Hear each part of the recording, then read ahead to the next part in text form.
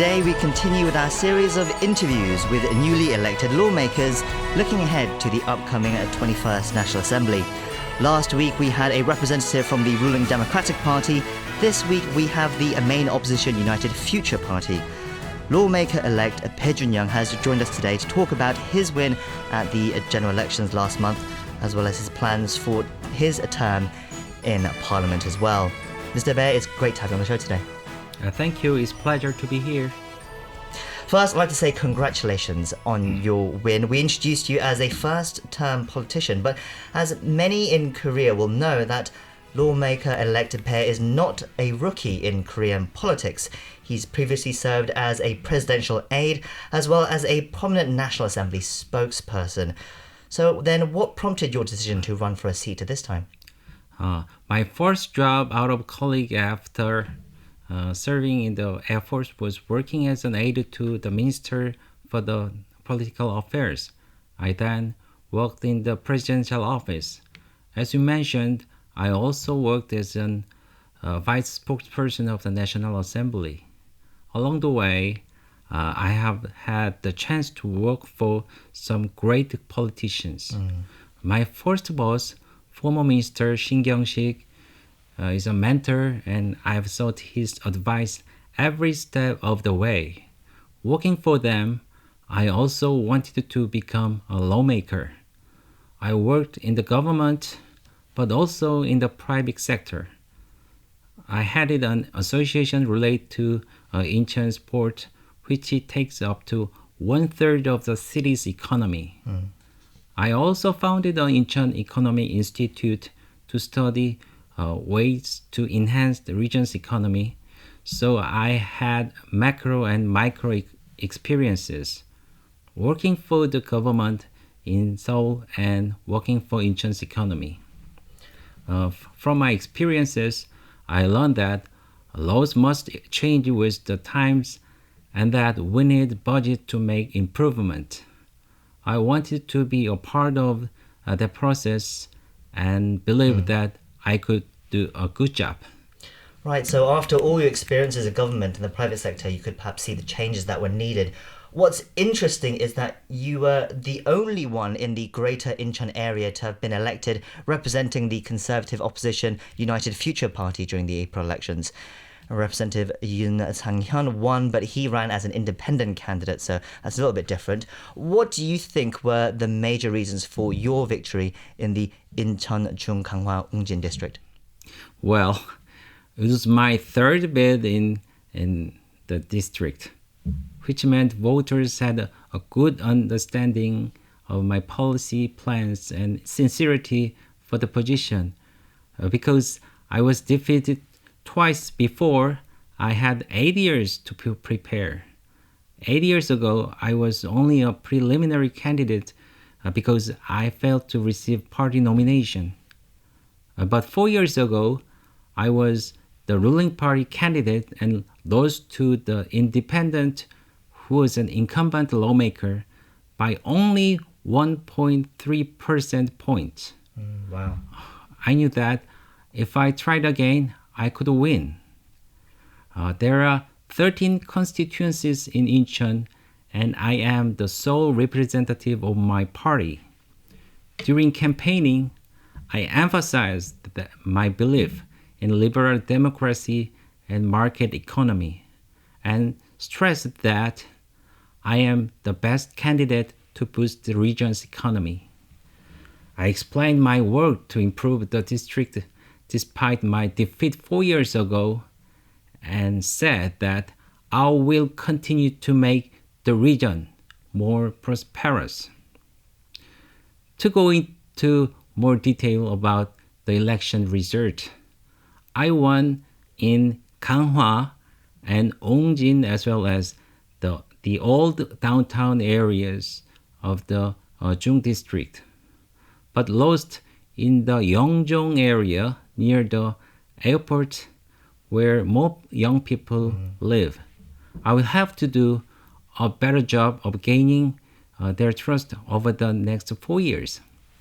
Right, so your previous experiences running the district laid the foundations, but of course you want to win over more people in the region.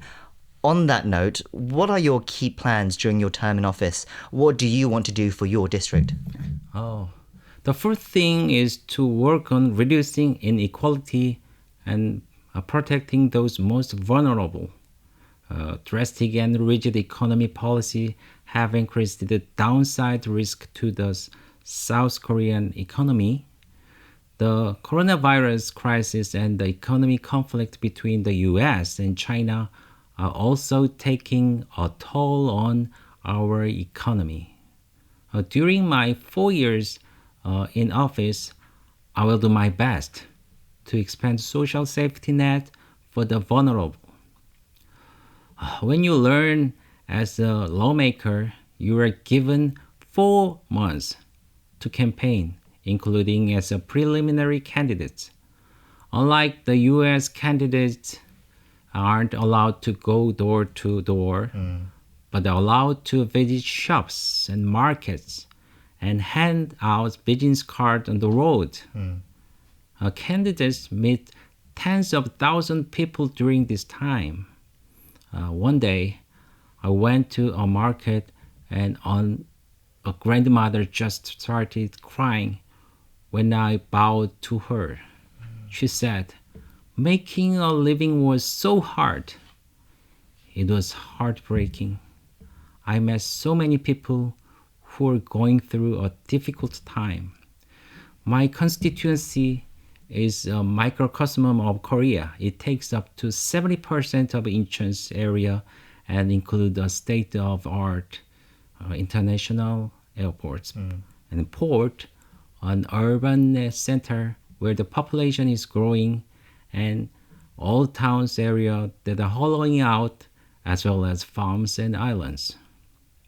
Transportation is a key issue as there are multiple islands. We will have to build bridges and roads and lower boat fares so that more people will be able to visit the beautiful island and historical grounds. Revitalizing the old downtown district and the further developing the Yeongjong International City Cluster are also pressing issues. Right, it looks like you won't have an easy start either with the coronavirus affecting trade and businesses. I can imagine Incheon has been greatly affected. As you said, Incheon is the home of Korea's main international airport as well as a port city. But interestingly, it's also adjacent to North Korea. So that must mean inter-Korean relations must be something that you are interested in and have something to say about. What's your view on the current inter-Korean relations and North Korea denuclearization issues? My district includes the Northern Limit Line, ensures a long border with North Korea. It's the location of Yeonpyeong Island, which was shelled by the North. The Baekneung Island, near which the North sank the Cheonan warship. Stable relationship with the North is integral to the region's development. But there are concerns that the government appeasement policy has emboldened the North rather than drawing its cooperation. There needs to be a principle to respond rapidly and firmly to military provocation by the North. The reality is that North denuclearization remains a rhetoric up to this point. So I think we'll have to work on taking more concrete steps, perhaps after U.S. presidential election, through cooperation with the U.S. Yes, I think I will agree that who will be in the White House next year will greatly affect North Korea relations as well. But let's get back to more local politics. The 20th National Assembly that is now coming to an end was very contentious. It saw physical scuffles among lawmakers over fast-tracking of some reform bills, and other non-contentious bills were held up due to that as well, and it was disappointing for many Koreans to see. What was your assessment of the 20th National Assembly? One lawmaker has likened the 20th National Assembly to the Middle Ages. Politics is an art of dialogue, negotiation, and debate. But art was lost and only political strife was left. The National Assembly failed to meet the standards of the people. Yes, Middle Ages, that's quite a damning assessment. How do you think then you and your fellow lawmakers can make improvements in Korean politics then? Opportunity always follows a crisis, you know. The 21st National Assembly is extremely important for Korean politics to take a step up to the next level. The ruling party has gained unprecedented power. But rather than relying on that power, it should recognize the opposition as a partner in state affairs and engage in debate and compromise. Likewise, the opposition must raise reasonable criticism based on policies. Right, your party, the United Future Party, is in a very difficult position at the moment. During the last general elections, the UFP was dealt a crushing blow, and your party has been trying to rebuild. What do you think has been the reason behind the collapse of the United Future Party, and how are you and your fellow party members trying to rebuild it? I think negligence is behind the UFP's collapse. In the Greater Seoul region, including Incheon and Gyeonggi province, the UFP only won 16 seats out of 121 total. Following the impeachment of the former President Park Geun-hye, the party should have taken the arduous route of rebuilding itself. Instead, it was content with the way things were, believing that there was a solid base of supporters. But the Korean people turned their backs on a party that failed to reform. Once the party lost its values of pragmatism and rationality, moderates left the party. We must restore these values, and we must accept that the spirit of times have changed. We have to work on appealing to the center. Okay, then what role do you think you can play in rebuilding the Conservative bloc? I was named vice floor leader of my party last week. I am very honored.